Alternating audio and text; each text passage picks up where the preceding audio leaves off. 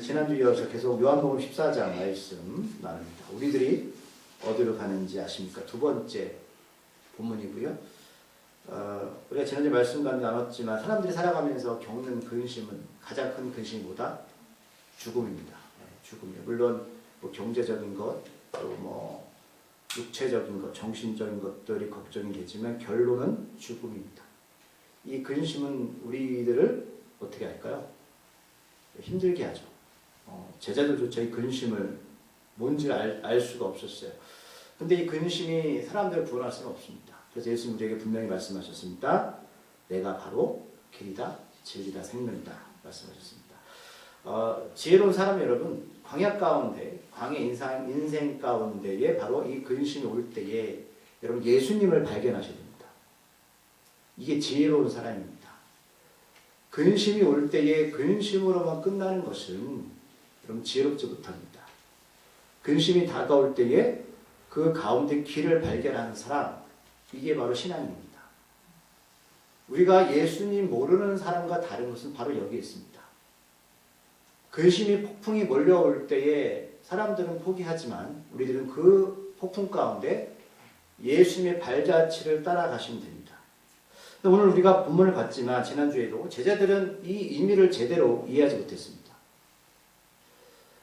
저도 본문을 준비하면서 저 또한 그렇지만 그들은 3년 동안 예수님을 쭉 따라다녔음에도 불구하고 예수님이 오늘 이 본문의 이야기를 했을 때에 선뜻 이해하지 못했습니다. 왜 그랬을까? 단순합니다. 이 길은 우리가 보여주는 게 아니고요. 하나님이 우리들에게 은혜라는 울타리 안에서 이 길을 허락하셔야 됩니다. 자, 다시 말씀드릴게요. 우리가 지금까지 신앙생활을 하면서 믿음과 신앙이라는 어떤 하나님이 주신 기준을 두고 살아갈 때에 그것들은 우리의 능력이 아니라 하나님께서 우리들에게 은혜라는 것을 허락하셨을 때 비로소 진리를 깨달을 수 있다는 사실입니다. 오늘 본문에 두 명의 제자들이 등장하는데 여러분 잘 아는 제자들입니다. 도마와 빌립입니다.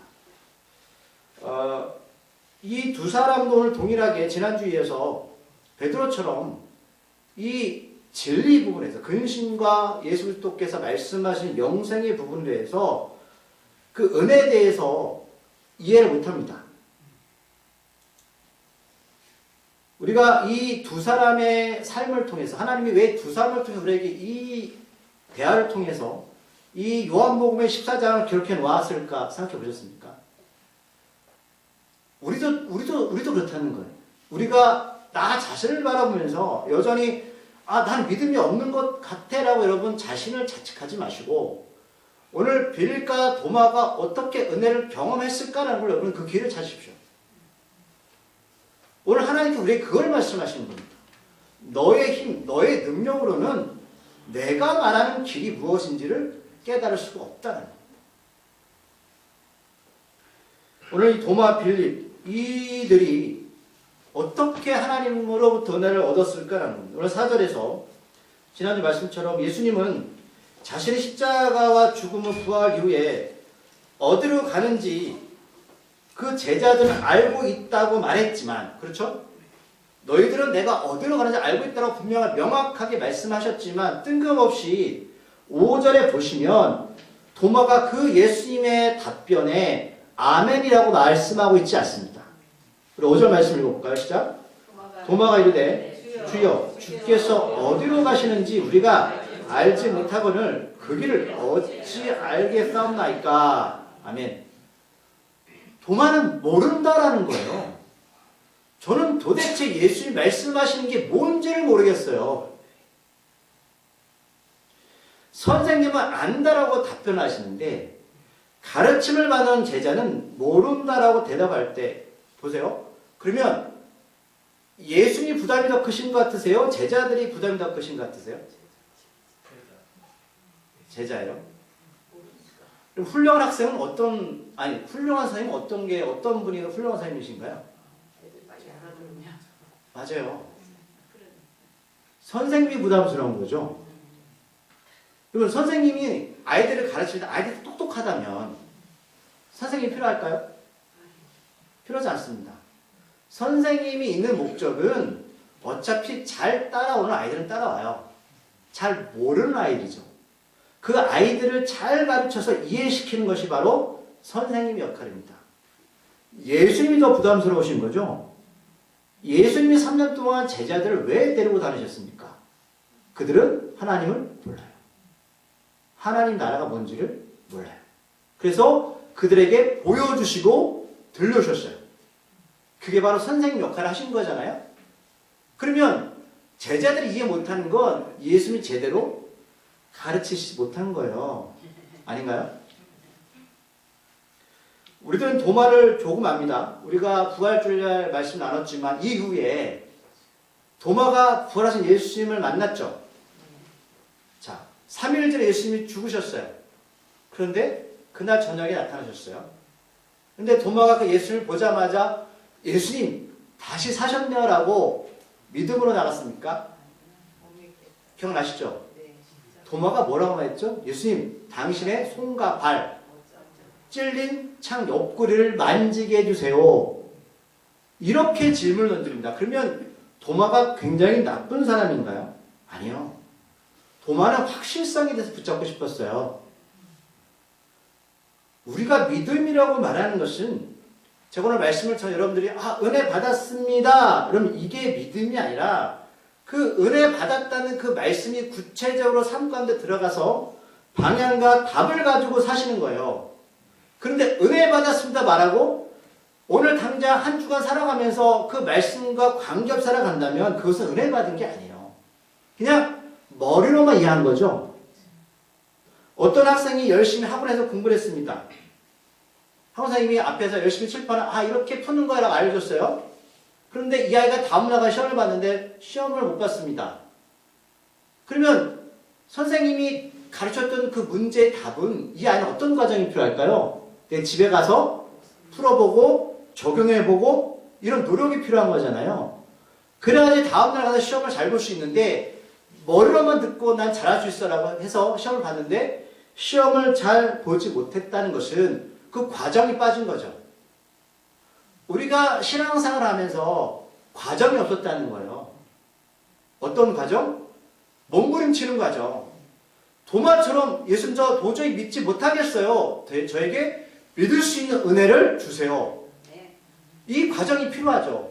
부딪히고 넘어지고 쓰러지면서 갈등하고 고민하면서 이게 정말 진리일까? 이게 정말 맞는 것일까? 그러면 선생님이 오셔서 말씀하실 거예요. 그래 맞아. 내가 널 도와줄게. 그런데 우리는 지금까지 뭐 했냐면 과정이 없었어요. 나는 머리로 안다고 했지만 실제적으로 도마처럼 이게 맞는지 틀리는지를 한 번도 상고한 적이 없어요. 성경에는 말씀합니다. 너희들 말씀을 배웠다면 그것이 맞는지 틀린지 한번 확인해 봐. 이 검증 작업이 필요하죠. 예수님이 이 땅에 오셨습니까? 그냥 기적과 표적을 보여주면서 내가 이런 존재야, 대단한 존재라고 그걸 보여주시기 위해서 오신 게 아니라 직접 삶을 통해서 증거하시는 거예요. 너희들이 하나님의 자녀라면 이런 삶을 살아야 되고 이런 말을 해야 되고 이런 행동을 하는 거야. 그것을 삶을 통해서 증거하신 거거든요. 근데 제자들 지금까지 뭐 했냐면 보기만 했어요. 주님이 하시는구나. 그래서 지난주 말씀 나눴죠. 베드로처럼 주님 절대 십자가에서 죽으면 안 돼요. 근데 예수님 말씀하시는 거예요. 내가 죽어야지 너희들은 살아나는 거야. 내가 죽고 부활해야지 너희도 나처럼 더 놀라운 일들을 성령을 통해 행할 수 있어. 그래서 우리는 뭐예요? 여전히 예수님 곁에서 예수님 일하시고 저는 보기만 할게요. 예수님 아니죠. 너희들이 해야 돼. 우리가 해야 돼 라고 말씀하는 거예요. 그래서 6절에서 보시면 우리가 지난주 말씀처럼 예수님이 도마가 길이 뭔지를 모른다고 물어봤을 때 명확하게 말씀하시죠. 내가 길이고 진리고 생명이다. 여기 길, 진리, 생명 앞에는 정관사 더가 영어로 빠졌습니다. 이게 어떤 의미냐면 이거는 명확하고 구체적이고 변할 수 없다는 거예요. 우리의 상황은 우리의 환경은 시시때때로 변하고 우리의 생각은 바뀔지 모르겠지만 오늘 예수님이 이 길에 대해서 말씀하실 때 내가 길이고 내가 진리고 내가 생명이다. 이것은 주님이 다시 오실 때까지 절대로 변하지 않는 것을 말씀하는 겁니다. 불변이다라고 말씀합니다. 예수님은 천국으로 가는 그 길이 변하지 않고 진리며 우리들의 생명이다라고 말씀하고 있고, 아버지께로 갈 수 있는 방법은 오직 그 길은 예수 그리스도 나뿐이다라고 말씀합니다. 우리가 두 가지로 우리가 이걸 받아줄 수 있게, 첫 번째, 예수님 거짓말쟁이입니다. 아니에요? 어떻게 믿으실 거예요? 두 번째는 이게 진리라면 어떻게 따라가실 건가?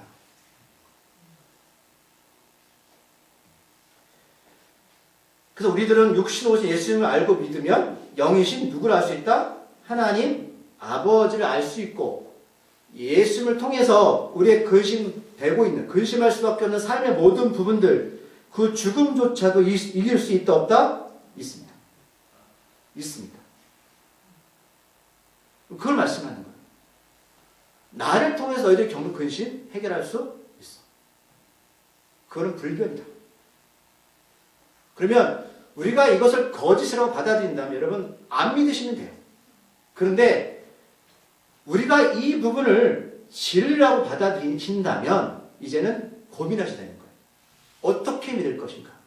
어떻게 이 길을 따라갈 것인가? 라는 겁니다. 자, 그런데 더 한술 덜 떠서 8절에 보니 이 말을 듣고 빌립이 등장하는데, 빌립은 한술 더 뜨죠. 뭐라고 말하냐면, 예수님, 하나님을 보여주세요. 그러면 믿겠습니다.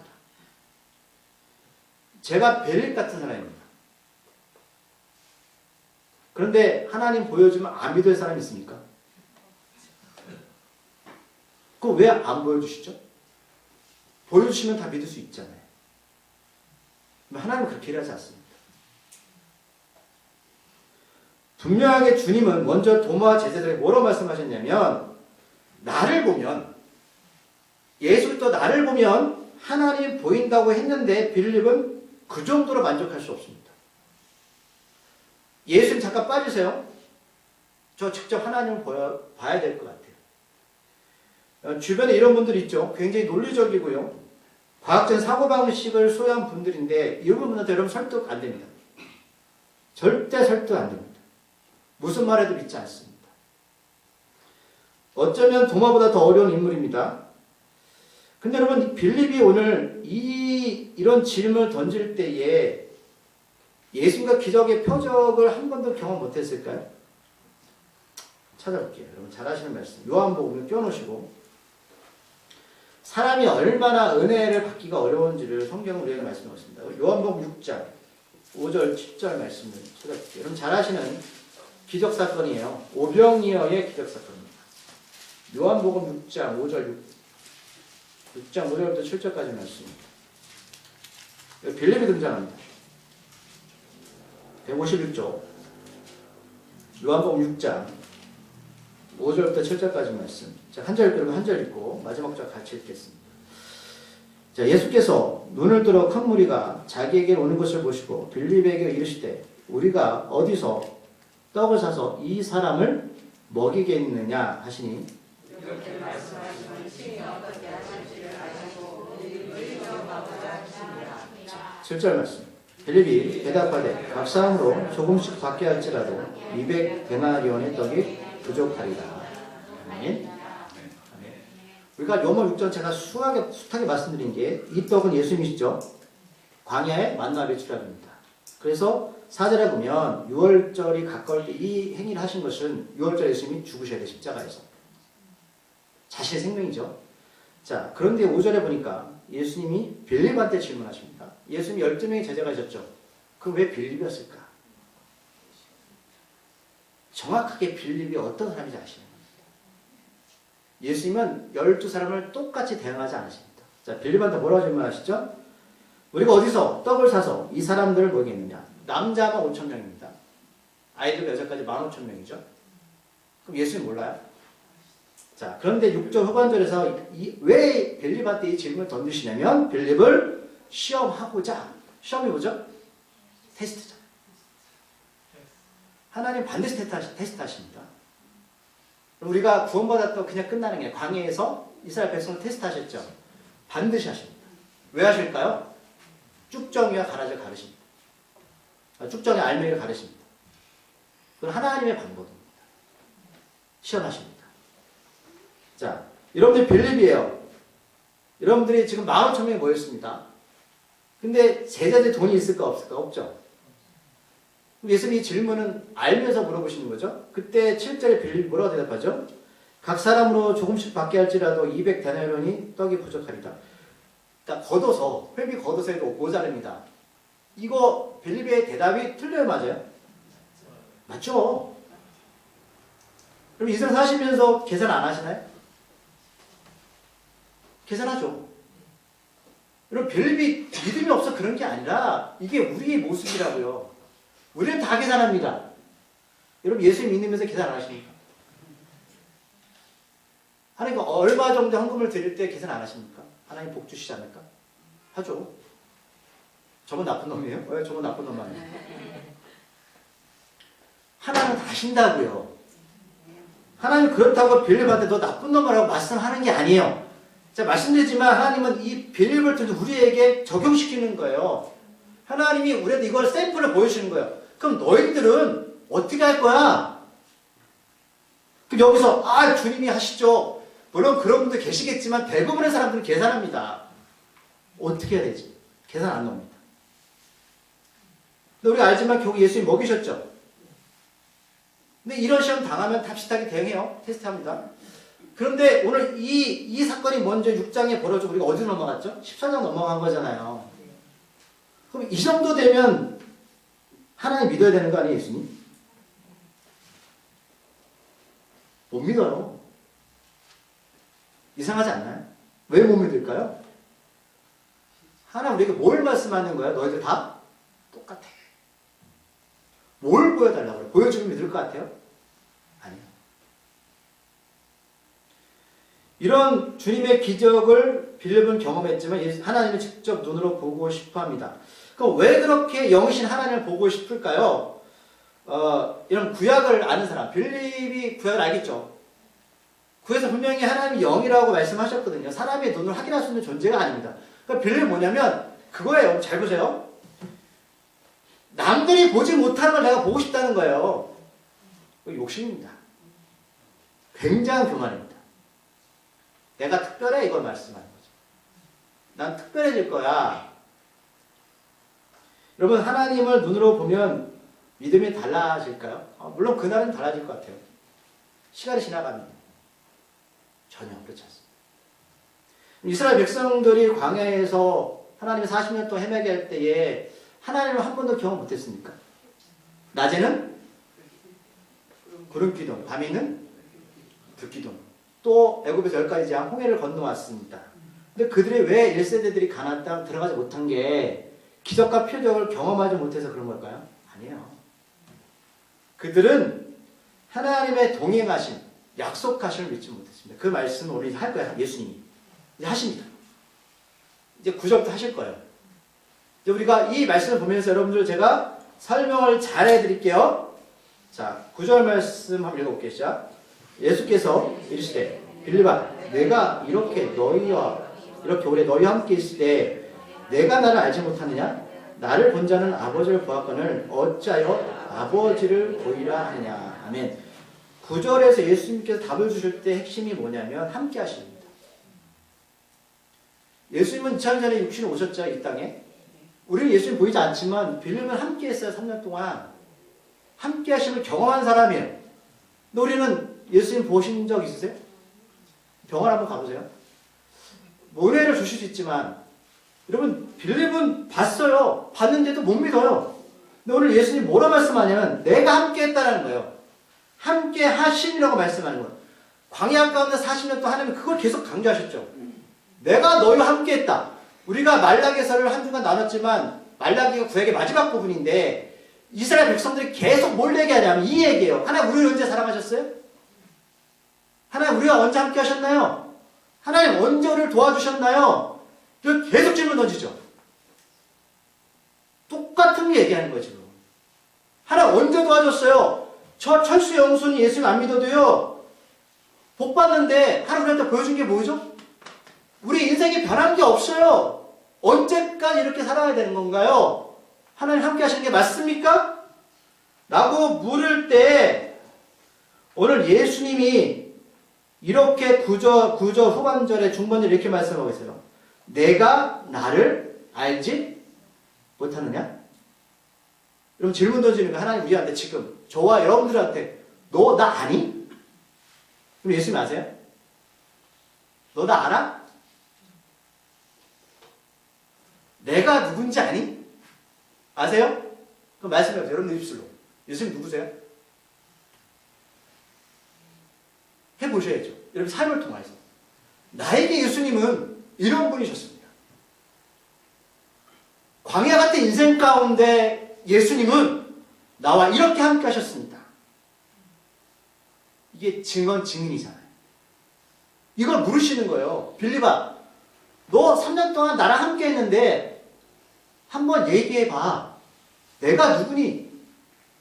내가 누구야? 이들 아시겠죠? 여러분 남녀가 사랑을 했습니다. 결혼했죠. 그런데 이제 자꾸만 뭘 원하냐면 사랑을 확인하려고 해요. 이거 좋은 건데 근데 그 사랑을 뭘로 확인하냐면 루이비통 명품으로 자꾸 확인하려고 해요. 근데 이게 처음에는 받아주잖아요. 그렇죠? 사랑하니까. 근데 이게 심해지면 뭐가 될까요? 의초증, 이구증 되는 거예요. 약속을 믿지 못해요. 신뢰를 믿지 못해요. 왜 안 해줘요? 이거 해줘야 되는 거 아닙니까? 진정한 사랑은 신뢰하는 거죠. 진정한 사랑은 믿는 거 아닙니까? 근데 자꾸만 무언가 눈에 보여달라는 것은 뭐냐면 집착입니다. 애증이 집착이에요. 아까 아이들 선물 받았지만 말하지 않아도 알아요. 초코파이. 정이잖아요. 이걸 몰라요. 내가 나를 알지 못하느냐? 그럼 우리가 영이신 하나님, 그러니까 예수님 말씀하시는 거야. 제자들한테, 빌립한테. 너희들 영이신 아버지를 하나님을 알려면 누굴 알아야 된다? 알아야 된다. 우리가 그럼 예수님 안 보이죠? 요한복음 1장을 가볼까요?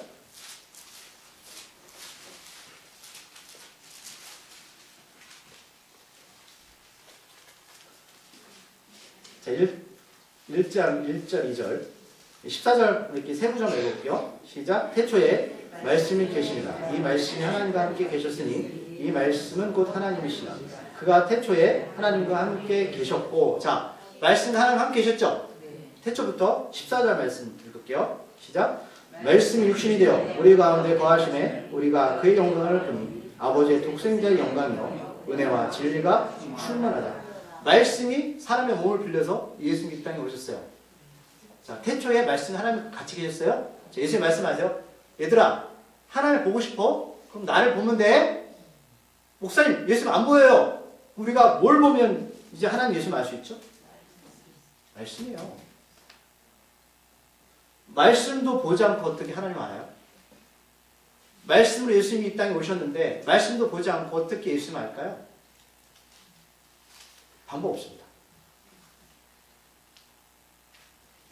한 구절 더 찾아볼게요. 골로새서 1장 15절. 에빌골 323쪽. 골로새서 1장 15절. 323쪽. 골로새서 1장 15절 말씀.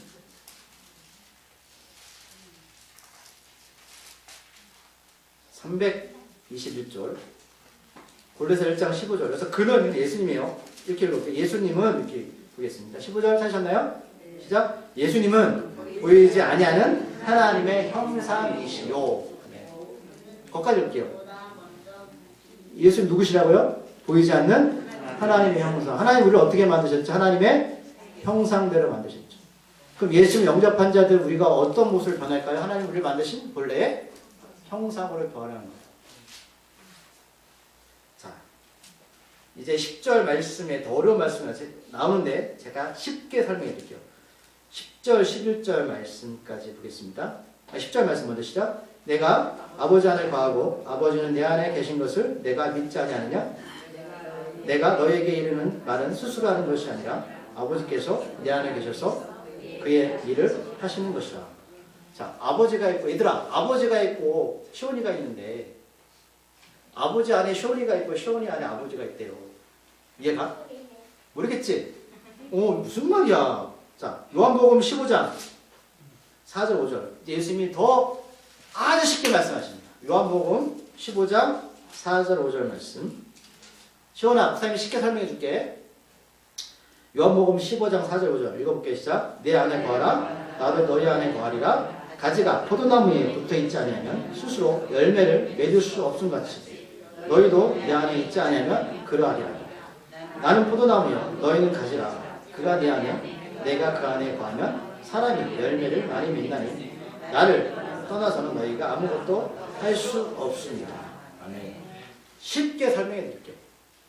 모르겠어요, 목사님. 어떻게 박윤 집사님 안에 시온이가 있고 시온이 안에 박윤 집사님이 계신가요? 할 수 없죠. 예수님이 더 쉽게 말씀하시는 거예요. 그럼 포도나무가 있으면 포도나무입니다. 자, 누가 강제로 이 나무에서 가지를 잘라버렸습니다. 그러면 이 가지가 이거 자를 수 있죠. 사람은 자를 수는 없죠. 오늘 박윤 집사 자를 수는 없잖아요, 죽으니까. 하지만 포도나무가 누굴까요? 예수님이시죠. 이게 가지예요. 누가 잘라버렸습니다. 그럼 이게 자른다고 해서 가지 안에 DNA가 유전자가 사라질까요? 있긴 있죠. 그런데 오래되면 어떻게 될까요? 말라버리죠. 그래서 6절 말씀 15절 6절 사람이 내 안에 거하지 아니하면 가지처럼 밖에 버려져 마른다.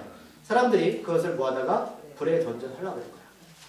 그러면 누가 잘랐지만 어떤 사람이 이 가지를 이 포도나무에 다시 접붙일 수 있어요? 없어요? 있죠. 과학적으로 가능하죠. 접붙이면 어떻게 될까요? 이 가지는 살겠죠. 그럼 여기서 뭐가 맺죠? 열매 맺죠. 예수님의 뿌리에서 양분을 흡수하는 거지만 이 가지는 가만히만 있어도 열매 맺는 거죠. 이거 말씀하는 거예요. 우리는 자를 수는 없지만 예수님은 포도나무, 우리는 가지입니다. 이게 하나가 될 수 있다 없다? 있어요. 붙어있으면 되는 거예요. 간단한 논리죠? 접붙임을 누가 하시냐? 하나님 하시는 거죠. 예수님 용접하면. 여러분, 우리 같은 DNA예요. 이게 떨어지면 생명이 없죠. 죽는 겁니다. 시원하 이해가? 그래서 예수님이 하신 모든 일들은 누가 하신 겁니까? 하나님이 아버지가 하신 거죠. 붙어 있으니까. 그렇죠?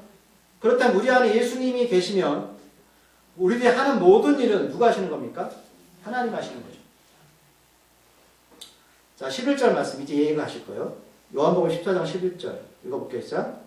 내가 아버지 안에 거하고 아버지께서 내 안에 계심을 믿어라. 그렇지 못하겠거든 행하는 그 일로 말미암아 내 나를 믿으라. 간단한 논리입니다. 자, 하나님 아버지 예수님은 같은 분이라는 거예요. 근데 유대인들은 이걸 믿지 못했어요. 왜냐하면 하나님은 절대로 고통당하면 안 되시죠. 예수님은 십자가 못 박혀 돌아가셨습니다. 무기력하게 십자가에 죽으셨어요. 그러니까 믿을 수 없는 거죠. 예수님 왜 죽으셨죠? 누구 때문에? 우리 때문에 죽으셨잖아요. 그래서 33년 동안 이 땅에 계시면서 함께 먹고 자고 인간적인 고뇌를 겪으신 것은 우리에게 포도나무가 뭔지를 보여주신 거예요. 본인 직접.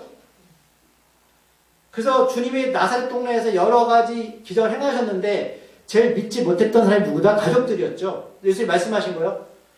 동네에서 많은 기적을 베풀어 도리어 그 동네 사람도 예수를 믿었다 믿지 않았다? 믿지 않았습니다. 그래서 내가 머리 둘 것이 없다라고 말씀하신 거예요. 이제 말씀을 정리할게요. 자, 예수님은 빌립한테 말해요. 행하는 그 일로 말미암아 나를 믿으라. 예수님 어떤 일을 행하셨을까요? 자, 예수님 이 땅에서 어떻게 사셨고 어떤 일을 하셨고 어떻게 죽으셨습니까? 그럼 정리되십니까?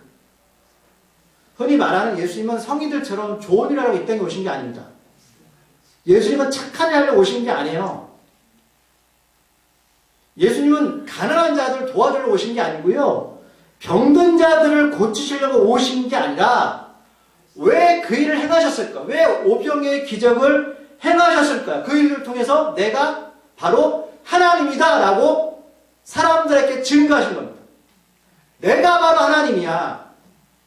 근데 사람들은 예수님을 제쳐두고 예수님이 행하신 기적에만 관심이 있잖아요. 그거 본질 아닙니다. 우리들은 그 예수님을 통하여서 사망에서 영생으로 인도함 받게 되었습니다. 근데 우리들은 길과 진리와 생명에는 관심이 없고 자꾸만 무엇인가 보여달라고 말하고, 그래서 예수님이 3년 동안 보여주셨고 보여주신 사실 성경의 말씀을 보지 않고 다른 곳에만 관심이 있습니다. 물론 이제 예수님 오시면 더 잘 믿을 수 있겠죠. 그런데 기억하십니까? 우리가 지난주 말씀이었나요? 자, 예수님이 부활하시고 여자들을 만나고 그 다음에 엠마오에 있던 2명의 제자를 만나시고 제자들을 만나셨죠. 근데 제자들이 바로 예수 믿었습니까? 후에 보니까 베드로와 몇 명이 갈릴리 호수 가서요 물고기 잡고 있었습니다. 놀랍지 않습니까? 그런 기적 보면 잘 믿어야 되는 거 아닌가요? 그런데 시간이 흘러서 가룟유다는 자살했고요. 사도 요한 빼고 10명은 어떻게 됐습니까? 다 순교했잖아요. 그럼 그 과정 가운데 뭐가 있었을까요? 광야의 삶이 있었다는 거예요. 고민하고 갈등하고 몸부림치면서 그 예수님이 누구신지를 삶에 확실하게 받아들인 거예요. 제가 말씀에 정리하게 끝을 맺을게요. 그러면 여러분, 가장 오래 살았던 사도 요한이 요한복음을 마무리하면서 우리한테 이런 얘기합니다. 요한복음 마지막 장 볼게요.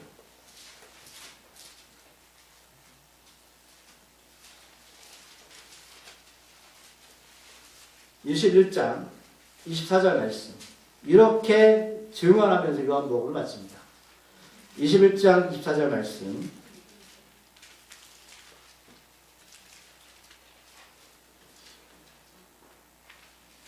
(25절까지) 말씀 읽을게요. 시작. 이 일들을 증언하고 이 일들을 기록한 제자가 누구죠? 이 제자는 요한 자신이죠.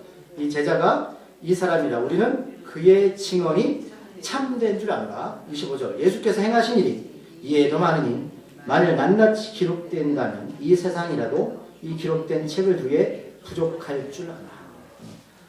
사도 요한이 거의 이제 죽을 때쯤 가까워서 요한복음을 기록했죠.